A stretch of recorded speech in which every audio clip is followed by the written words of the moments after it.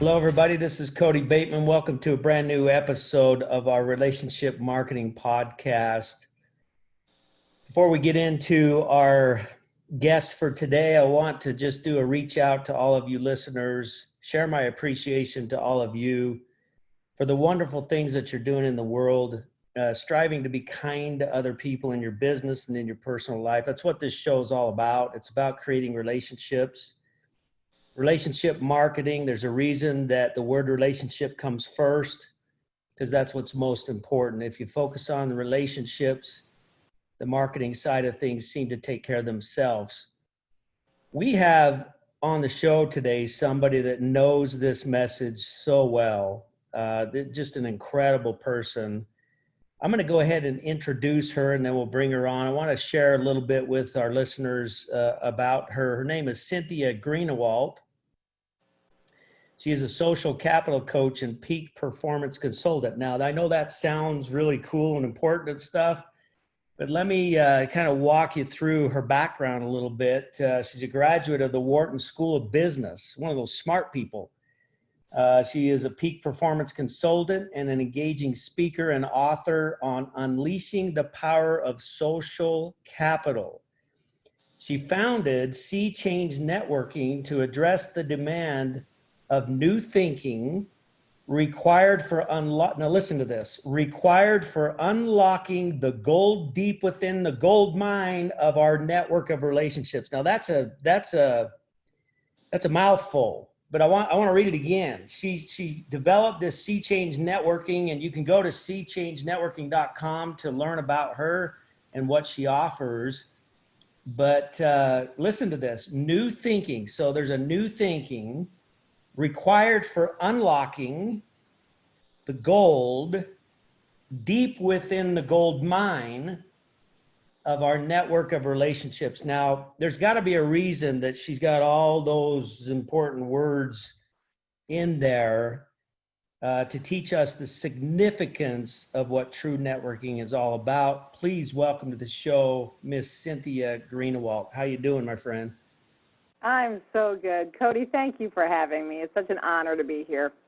So well, beautiful. You're very kind. I appreciate that. And it's an honor to have you. You know, you've done some incredible things out there in the business world. And we just really, really appreciate you being on the show with us. So I want to just start too, if just give us a little bit of your background. It's funny in the notes here, there's you are also known as AKA the Amygdala Wrangler. What the heck is that? The Amygdala Wrangler. So that caught my eye for sure. Yes. Well, it ties into the phrase that you loved so much, the idea that new thinking, new neural pathways in the brain will be met with resistance from the old neural pathways, which is really what the amygdala is about. It's the part of our brain that retains a set of patterns that allow us to survive. It's known as the survival machine. It wants me to take steps that it knows it can predict that I will make it. So it wants me to do things that it can predict, that it knows the outcome will be my survival. And if I start to venture down a path unknown, which means no neural nets are laid there for this unknown path, the amygdala is designed to have me stay where I am, to have me go in the familiar, or in other words, the comfort zone. So new thinking means the uncomfort zone. It means the new pioneers. So when people take on bold initiatives, that's why I love peak performers. They're the ones who are saying, I want to produce that which I've never touched. I want to do something unprecedented, something in a nonlinear direction. The amygdala is the first and foremost thing that all peak performers have learned how to wrangle, if you will. It's not about beating it down or getting rid of it. It's about wrangling it so that we can be victorious over the pull, the gravitational pull to stay within the known patterns of what I've accomplished in my past. So I want to go through a scenario with that. Okay, let's go through a quick scenario. I know you've been involved with BNI, Dr. Ivan Misner. You've done some incredible work in Florida, I think, with the BNI organization. I'm very good friends with Ivan Misner. let's go back to 1985 when he came out with this concept of giver's gain. Okay. So he comes up with this concept of giver's gain and goes out and starts these networking groups. And the whole idea there, keep in mind, it's 1985. That's old school thinking in 1985. The whole idea is that you come to most people up to that time would come to a networking event to network in order to get business or get referrals. He started this simple concept of no, you go there to give referrals and to give business. Now, let's just take that scenario to the amygdala and what happened back then, or what happens even today with people that have to shift that thinking. Yeah, very good. That's such a great tie-in. One of the things that happened as I built 51 BNI chapters over the 10-year period from the late 90s and into that decade, I noticed that when people would join a BNI group, which was one person per profession, there might be 25 people, 40 people in the room, meeting weekly.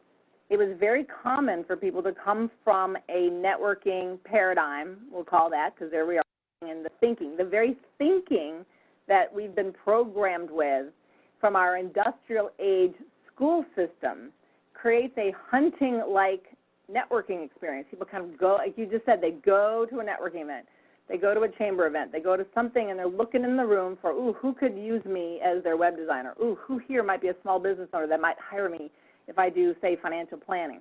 So it means I'm coming into the room to get business. So I'm thinking somebody, the end user I want is in the room. So as soon as someone walks into a room thinking their end user is going to be there, I call that hunting. Because that the joke is, if I can do it on a camera, is that people can feel when the crosshairs are on them, such that if I come moving in, let's say you and I meet at a networking event and I come moving in on you, it's actually your amygdala, by the way, that's going to sense this. If I come moving in on you to, like, even if I'm smiling and being sweet, if I see you as my potential end user, consider that the person I'm moving in on will literally have this funny feeling like, oh my goodness, I think I'm this woman's dinner. People can actually tell predatory behavior is on an energetic level. The amygdala picks up somebody's predatory behavior because it's designed to protect us. So as soon as moving in on us, our reaction is to block, step away, put up the wall.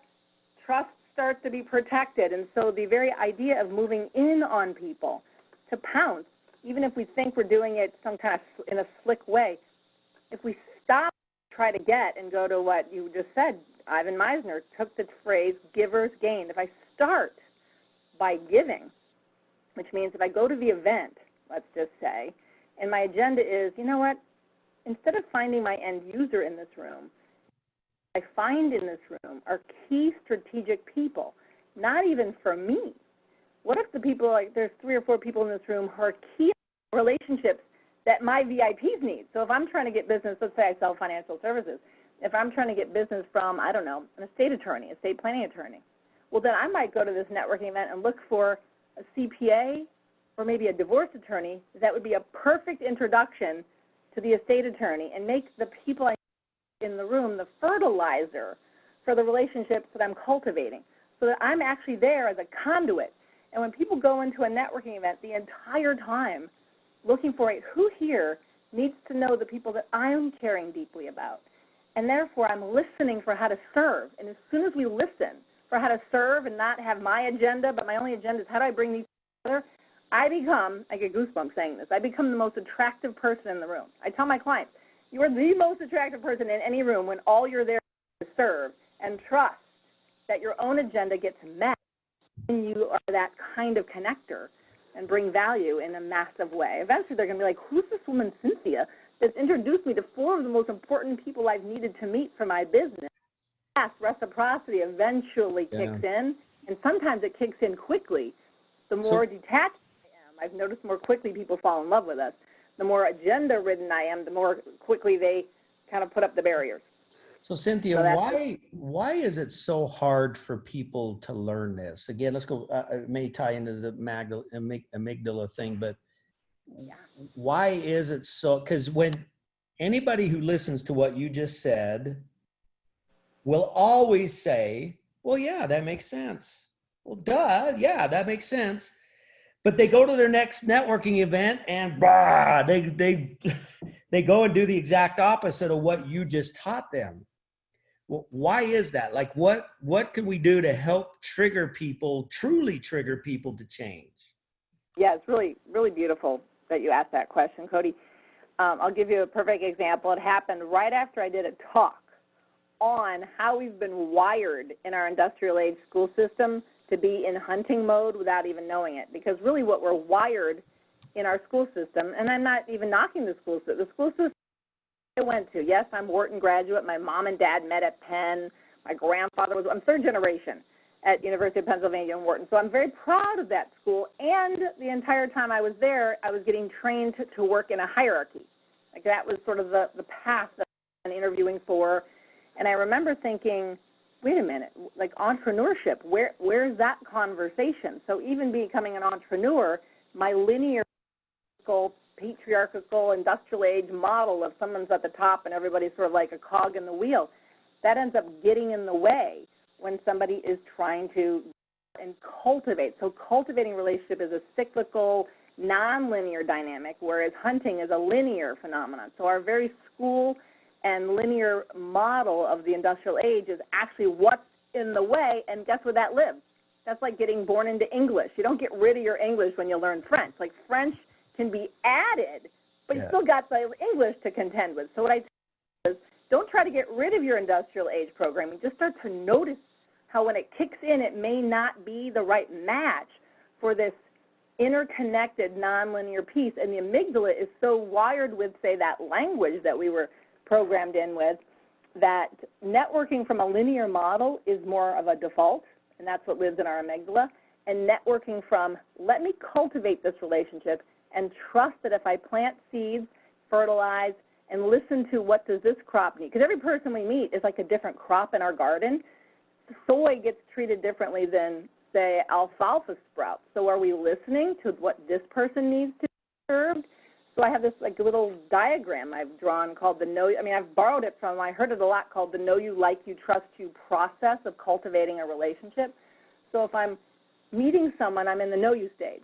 And the only way to move someone from know you into the like you band and then into the bottom part of the funnel where trust is where fruit bearing can happen. Trust is where a relationship is a dividend yielding stage of the relationship. So to move someone through that funnel, uninterrupted, I've studied my clients, I've studied BNI members, it takes 18 to 24 months when someone joins a networking group to turn that circle of people into a reliable fruit-bearing garden or a gold, yielding gold mine that they've cultivated. So what happens is people think it's short instead of realizing it's an 18-month to 24-month courtship. So how do I slow down the desire to get, and what do I need to do to give, serve, but to serve them in a way that's a match for what they want, not like a cookie-cutter way to serve. It's black labs, and this person likes, I don't know, kitty cats. Do I get the right greeting card with the right image on it? Am I sending them,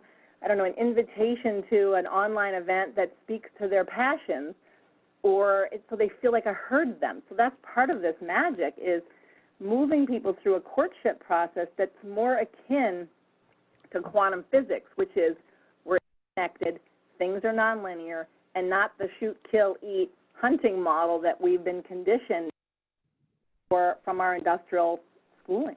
Well, and maybe that's part of the challenge, and we've talked about it a lot on this show, and even in my book, Power of Human Connection, we talk about these funnels where you have true relationship marketing funnels. They are an investment. They do take time. It's because when you come into the funnel, you're there to establish a relationship first. So it's a delayed process, if you will, but you're there to establish a relationship and to serve other people, just like you do when you first go to a networking event. The whole idea is I'm there to serve other people, connect other people to other people, and then I become the most popular person in the room. But that takes time. And it's the same thing, we teach people all the time when you follow up with prospects or you follow up with new customers, and we happen to use a greeting card system. that you follow up for the sake of following up. You follow up for the sake of the relationship. Hey, thank you for meeting with me. I really appreciate it. And then hopefully maybe we teach people to have some kind of tie-in that you've already established something that I can help you with, and you may state that in the thank you. Allow me to give you this referral. I know this person that might be great for your business, kind of thing, and whatever. Look forward to working with you in the future, whatever. Well, that's versus the, hey, thank you for meeting with me. When can we get together to close the deal? You know what I mean? And it's, again, it's the hunter versus the nurturer type of deal. And we talk about it in the book. It does take more time, but what we show in the book is, yes, initially it takes more time, but once you get down into the middle of the funnel, your productivity goes through the roof versus trying to make the kill up front. Does that make sense? And people, listen, we're in an instant gratification world. So I think that's part of the reason why it's hard for people to rewire. Yeah, you're right on. I love a story just popped in my head. It was the same week that I received 2 emails, someone asking to get together with me. So this would be when we were meeting in person for a coffee meeting. That's a 3-hour request to ask someone to meet with us. Yeah. And that's a withdrawal. To ask for someone's time to sit down with us, think of it as a withdrawal from the relationship. So have I made adequate deposits to move the relationship to the know you stage, the like you stage, and the trust you stage? So it's check, because it's a big ask to say, hey, can you get in your car and meet me 3 hours, or in New York City, jump in a subway and schlep across Manhattan to meet them. So I say to you, slow down, make deposits before you ask for that take. But I had 2 people ask for time with me the same week, and I'm so glad it happened within a few days of each other. So 2 different women. One woman had just seen me give my talk. I had traveled into a suburb of New York City, so it was a 2.5-hour version of my Science and Art of Breakthrough Networking, and talking about this funnel and what are the kinds of cultivation activities that we can take before we make a premature withdrawal, right there. I was talking all about this, and she comes out to the parking lot. All these people are surrounding the car. I'm getting a ride home with my friend. She's like, she doesn't pay any attention that there are like 10 or 15 other people to say hi to me. And she's just like dominating the conversation. I'm thinking, wow, she's kind of oblivious. Now that's an example of, so her obliviousness to the others wanting to talk to me showed up as a withdrawal. It didn't show up as a deposit that she was giving me attention. It made me think, God, she looks a little unconscious that there are 15 other people waiting to say hi to me before I leave. So that was my first clue. Like, I could feel myself backing away. So the funnel could actually be like, am I drawn into you, which would be deepening into the funnel, or am I being drawn away from the person because of some unconscious moves, right? So oblivious that she was doing that. So I said, hey, I got to go, and my friend, like, whisked me away.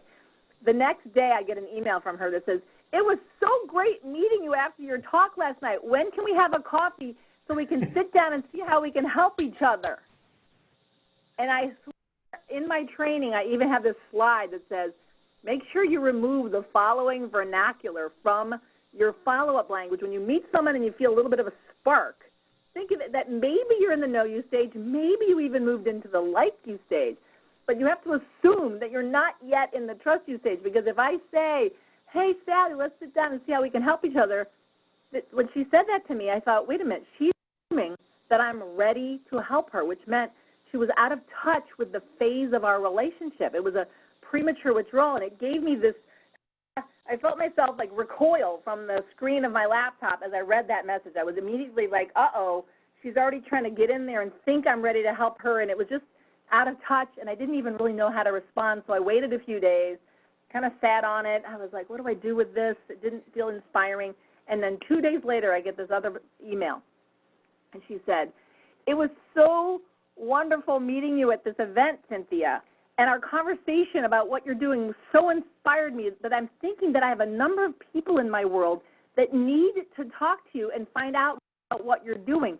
When can we get together so I can connect these people to you? And I thought, and my first thought was, wait a minute, I can't just have a coffee with this woman and have it all be about me. I mean, I was immediately thinking while I read her email, she was so generous with her offering of sitting down. I mean, I get goosebumps again. It was literally this experience of she was pouring generosity into me to sit down and find out who in her network would want to meet me and find out about the work I did. That my next immediate, how do I reciprocate? How do I figure out how I can help her? Can you see the difference? It was amazing. It was amazing. Yeah. Well, and that, again, that's what you and I try to teach every single day of our lives, is the importance of that type of a shift. You know, we've talked a lot in our courses and different things, and I know you've touched on this as well. You know, if you could just teach people at the core level of living your life, your profession is the number one means to get out and meet people and create relationship. It's the number one way that you can do that. And it really doesn't matter what profession you're in. Your profession you're in gets you out into the world in whatever way, and you have to interact with other human beings in whatever profession that you have. So if people could just go to the core, and I really want to get your thoughts on this.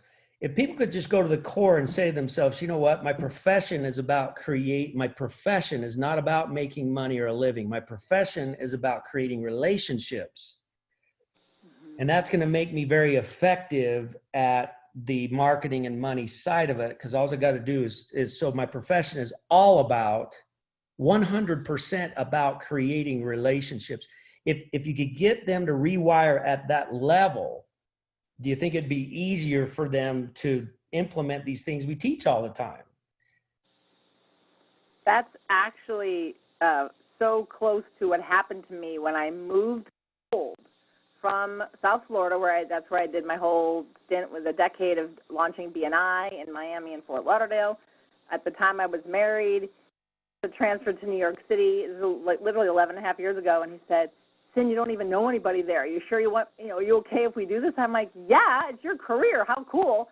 And now I can test everything I know. I can go to Manhattan knowing 2 people, bring it on. And all I did for the first 2 years that I lived in Manhattan is I went to every networking event, and I said so little about me. I would say 2 things.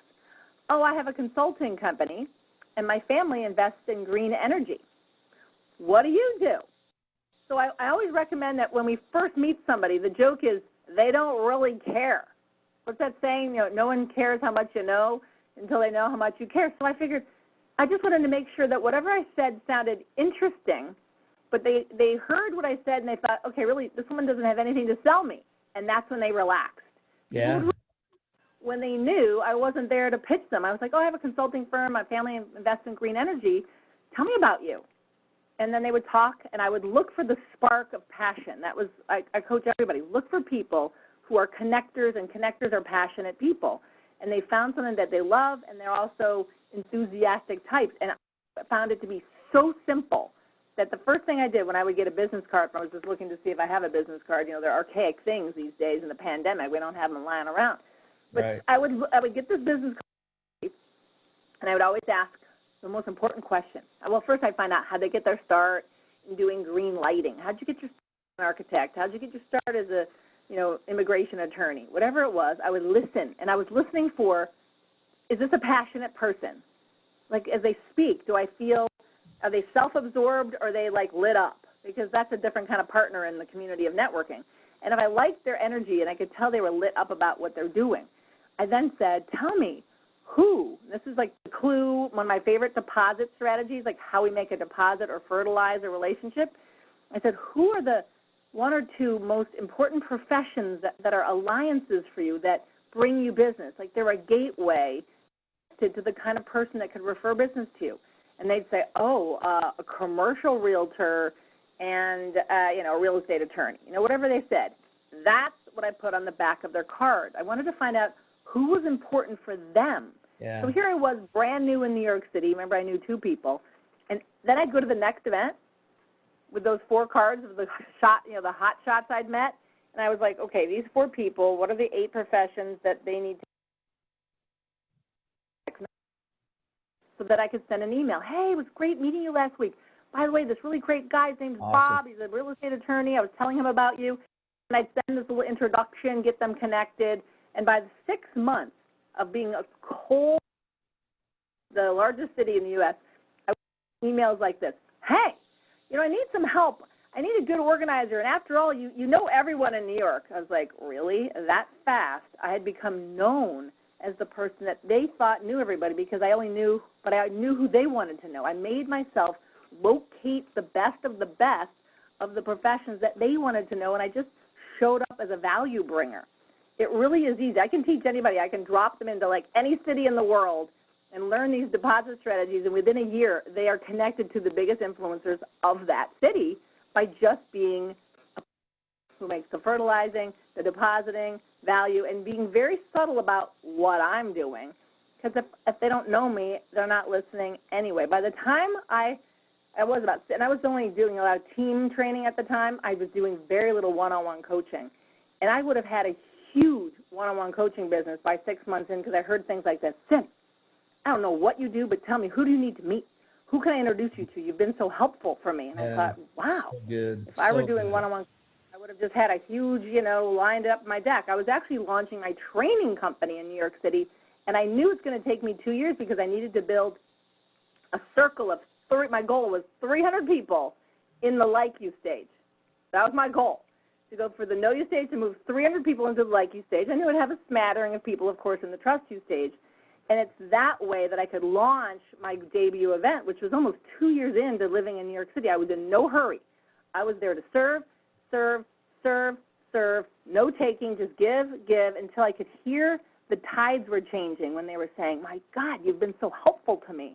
And I started noticing that I was winning people over just by being of service to them. It was fascinating. Yeah, all about creating relationship. We are listening to Cynthia Greenwald, and she's known as the Amygdala Wrangler. You can find out information about Cynthia at www.cchangenetworking.com. Cynthia, I want to kind of close out and talk a little bit about the website and just some of the things that are on there, because I think that'll highlight some of the things that you're involved with right now, some exciting stuff that you're doing. So, yeah, probably the most beneficial element of cchangenetworking.com would be the /blog. I've written my blog articles to take down a breakdown, actually, to break down each of the roughly 24 different types of deposit and fertilizer strategies. So I always tell my clients, when you're going to start moving people through the funnel, pick your top 10 to 15 VIPs. These are people, they are influencers in the, they might become a client, they might want to be a gateway, they might be a cheerleader, whatever they are. Like, start with who are those 10, 15, maybe 20 people, and then begin to make deposits, sprinkle the fertilizer into those gardens. So I break down a bunch of the different strategies. So I tell people, just go to the blog. It's pretty much like a book broken down into different chapters where people can take all the different strategies. I do have, I can actually make sure you have the link to make it available. As I recorded one of my live events, I put it into like a 3 bite-sized pieces, like a little 24-minute clip, 3 little parts that add up to roughly an hour and 10 minutes of my kind of flagship workshop called The Science and Art of Breakthrough Networking. So that's definitely something, if I can send you the link, I think you've got to see it. So that would be something easily to share. It's free download. We would love it. My favorite program that really launches people into this nonlinear quantum age mindset known as the third wave, the industrial way of thinking, catapults people into accelerated relationships that make a big impact. Yeah, powerful. Well, we're big fans of online workshops. We're doing a lot more in the online workshop and online course business. And so the Science and Art of Breakthrough Networking is this workshop that you're talking about. We highly encourage you all to get onto our website and take a look at that. Love this online format for education. I think it's great that people can download this kind of stuff and watch it at their own leisure. And and it's interactive, and it's a lot of great skills are there for you that you provide that teach people important principles. So again, the science and art of breakthrough networking, something you really, really want to look into. I don't think anybody can ever stop learning about how to network. I think there's a lot of people that don't know how to network at all. And if they're able to tap into things that like what you offer, it's just a wealth of information and a way for them to really leapfrog their business.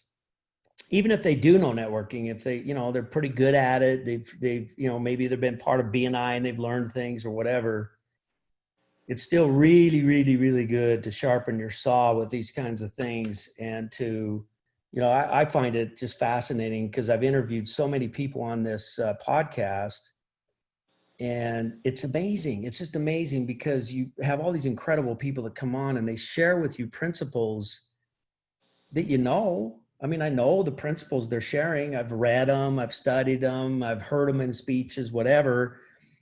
But when you hear them, repetition is such a big thing in performance. It's so big. And I wish people could understand that. It's so big, even though I've heard it before. I mean, I might take the science of art of breakthrough networking, although I'm sure you're going to have golden nuggets in there I've never heard anywhere else. There'll probably be things in there I have heard before, and I'll probably get more out of that because I've heard it multiple times and finally I got it. And you're one of those smart people from the Wharton School of Business. What is it about repetition?